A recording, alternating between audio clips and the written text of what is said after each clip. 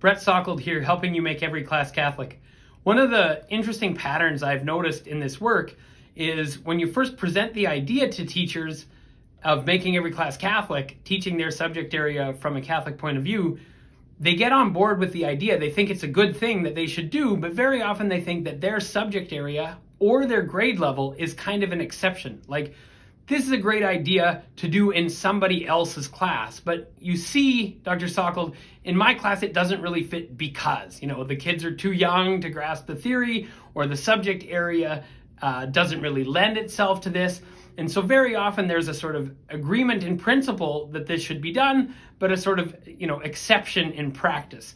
And I've seen over and over and over again, teachers move from this sense that it's a good thing to do, but not in my classroom, to getting it.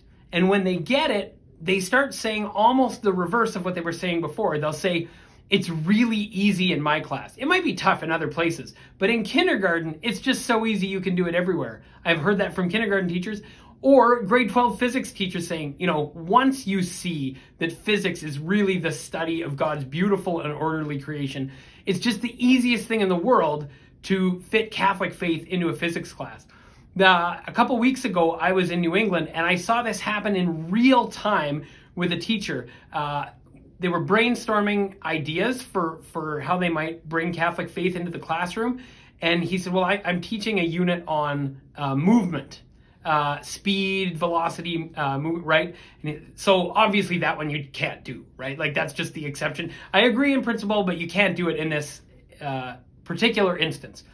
And then his colleagues, they were doing this small group work, and his colleagues described watching the change on his face where he stopped thinking about his subject matter as just like a description of physical phenomena that has certain equations and certain kinds of things that describe how it works, into thinking more broadly about what it means that we live in a world where things move and what the implications are of things moving, and that fits into a broader worldview. And pretty soon, he had an idea where he would get the students to imagine getting something to move without doing anything to it.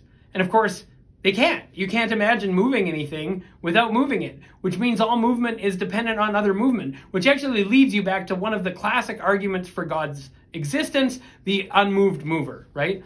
And what had happened is he had shifted from thinking about science as just a description about how things work to reflecting on the kind of world we live in through this or that particular subject or subtopic within science.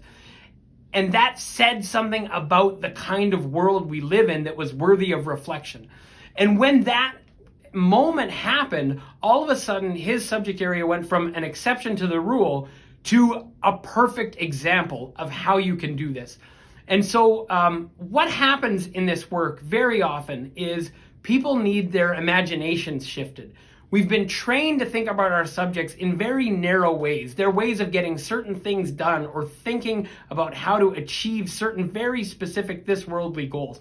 And when we zoom out and think, what do they mean for the human being and the human vocation and human life before God and our meaning and our purpose?